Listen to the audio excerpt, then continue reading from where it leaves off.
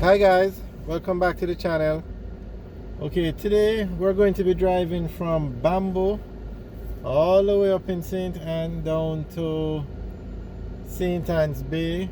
Also in St. Ann, but St. Anne's Bay is on the coast. So we're now in Bamboo. Straight ahead is the Bamboo police station, and we're going to drive down to St. Anne's Bay. Now this part of Jamaica, or this part of St. Anne, is more rural or country, so just enjoy the drive. There's not much to talk about. It's basically just Brownstown, small area. The only thing it has going for it is it's a residential area, no factories or anything really. Persons that live here, it's a very nice place to live, very cool, quiet, peaceful. It's up in the hills. I think it's a Dry Harbor Hills, if my geography lesson reminds me. It's basically a residential area, and we'll be driving down the hill from Bamboo to St. Anne's Bay. So let's enjoy the drive, enjoy the view. As we get closer to the coast, you're going to see the coastline and the ocean from the hills. Very nice view. So enjoy the drive.